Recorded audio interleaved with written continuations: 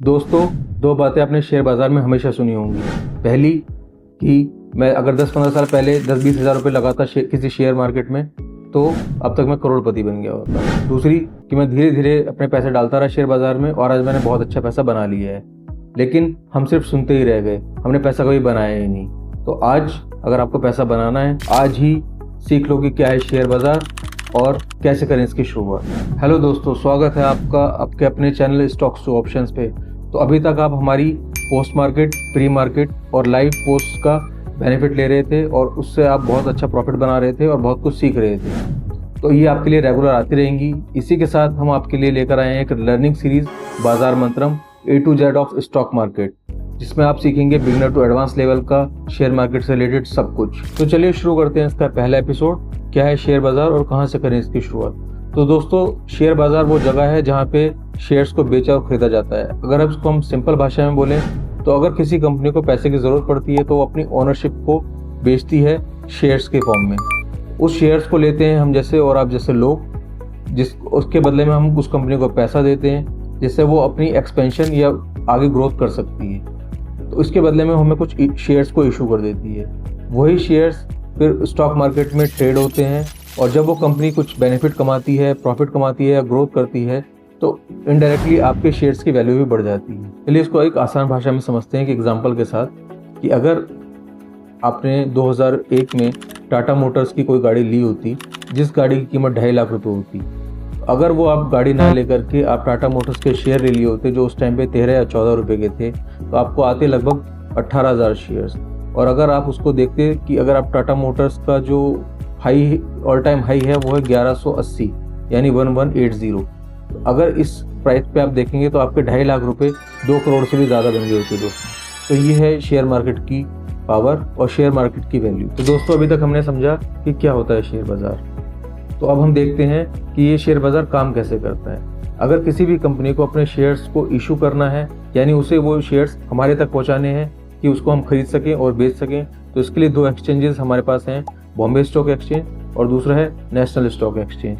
तो कोई भी कंपनी अपने आप को वहाँ पर लिस्ट कराती है, उसके बाद ही हम वहाँ पर शेयर्स को बेच और ख़रीद सकते हैं। तो दोस्तों, इसके लिए एक बॉडी बनाई गई है जो इन दोनों एक्सचेंजेस को रेगुलेट करती है और इनके ऊपर कंट्रोल करती है और जितने भी शेयर होल्डर्स होते हैं उनके राइट्स को सेव करती है, जिस बॉडी का नाम है SEBI, securities exchange board of India. दोस्तों, अभी तक हमने इस वीडियो में ये जाना कि एक रेगुलेटर होता है सेबी, दूसरा 2 एक्सचेंजेस होते हैं, बॉम्बे स्टॉक एक्सचेंज और नेशनल स्टॉक एक्सचेंज, और उनमें लिस्ट हुई कंपनीज या जो कारोबार कर रही है वो कंपनीज। इसको अगर हम आसान भाषा में समझें तो सेबी बिल्कुल ऐसे ही है जैसे बैंकों के लिए आरबीआई, और जितने भी एक्सचेंज हैं बीएससी और एनएससी ये बिल्कुल ऐसे ही हैं जैसे हमारे बैंक्स, जैसे एसबीआई हुआ, एचडीएफसी हुआ या कोई भी अदर बैंक हुआ या बाकी नॉन बैंकिंग फाइनेंशियल कॉर्पोरेशन हुई। तो अब जानते हैं कि लार्ज कैप, मिड कैप और स्मॉल कैप क्या होता है। तो दोस्तों, शेयर बाजार में कंपनीज को 3 कैटेगरी में डिवाइड किया गया है। लार्ज कैप कंपनीज वो कंपनीज जिनकी मार्केट वैल्यू 20,000 करोड़ से ज़्यादा की है। मिड कैप कंपनीज वो कंपनियां जिनकी मार्केट वैल्यू 5,000 करोड़ से ज़्यादा है लेकिन 20,000 करोड़ से कम है। और स्मॉल कैप कंपनीज वो कंपनीज हैं जिनकी मार्केट वैल्यू 5,000 करोड़ से कम है। तो अभी मार्केट वैल्यू क्या है? मार्केट वैल्यू है दोस्तों कि किसी कंपनी के जितने भी उसके शेयर्स हैं जो कि ट्रेड हो रहे हैं, उनको अगर उनके मार्केट प्राइस से मल्टीप्लाई कर लेते हैं तो जो हमारे पास वैल्यू निकल के आती है उसको बोलते हैं मार्केट वैल्यू। चलो इसको एक आसान भाषा में समझते हैं कि यह एक एग्जांपल से समझते हैं कि अगर कोई कंपनी है ए जिसके 100 शेयर्स हैं जो मार्केट में ट्रेड हो रहे हैं और उस एक जो शेयर है उसका प्राइस है 10 रुपीज़, तो अगर आप 100 मल्टीप्लाई बाय 10 करेंगे तो जो 1000 नंबर आया वो उस कंपनी ए की मार्केट वैल्यू। तो ऐसे हम पता करते हैं कि कोई भी कंपनी वो किस कैटेगरी में फॉल करेगी, वो लार्ज कैप में जाएगी, मिड कैप में जाएगी या स्मॉल कैप में जाएगी। तो दोस्तों, इससे भी ज़्यादा इंटरेस्टिंग ये है कि हमें कैसे पता चले कि मार्केट बढ़ रहा है या नीचे गिर रहा है। तो इसके लिए कुछ इंडेक्स बनाए गए हैं, जैसे कि बॉम्बे स्टॉक एक्सचेंज का सेंसेक्स, जिसको बोलते हैं सेंसिटिविटी इंडेक्स, जिसमें बॉम्बे स्टॉक एक्सचेंज में लिस्टेड टॉप कंपनीज में से सिर्फ 20 कंपनीज को इंक्लूड किया गया है।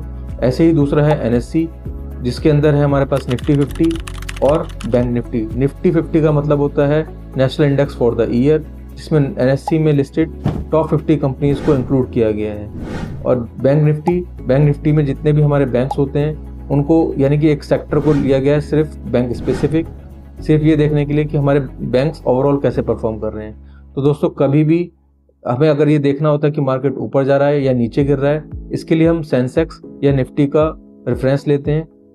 अगर सेंसेक्स और निफ्टी ये दोनों ही ऊपर जा रहे हैं तो हम बोलते हैं कि मार्केट एक बुल रन में है, इसको बोलते हैं बुल मार्केट। और अगर सेंसेक्स और निफ्टी दोनों ही नीचे गिर रहे हैं तो उसको हम बोलते हैं बियर मार्केट। तो दोस्तों आई होप कि ये शेयर बाजार से जुड़ी हुई बेसिक टर्म्स अब आपको सब क्लियर हो गई होंगी। अगर फिर भी आपके कोई डाउट्स हैं तो वीडियो को आप बार बार देखिए। अगर कोई क्वेश्चन आपके दिमाग में आता है तो हमें कमेंट कीजिए, हम आपके क्वेश्चंस के सभी आंसर देने की पूरी कोशिश करेंगे। इसके साथ ही हमारा जो नेक्स्ट एपिसोड आने वाला है उसमें हम जानेंगे कि कैसे शेयर मार्केट के साथ आप जुड़ करके और अपनी प्रॉफिटेबल जर्नी को शुरू कर सकते हैं। तो दोस्तों ऐसे ही जुड़े रहिए बाजार मंत्रम के आने वाले एपिसोड्स के साथ, और जितना हो सके इसको शेयर कीजिए ताकि बाकी लोग भी इससे बहुत ज़्यादा फायदा उठा सकें। तो दोस्तों अगर आपको ये वीडियो इन्फॉर्मेटिव लगी हो तो भूल ना जाना हमारे चैनल को सब्सक्राइब करके जाना, बेल आइकन को दबा के जाना, नहीं तो छूट जाएगा ये इन्फॉर्मेशन का खजाना।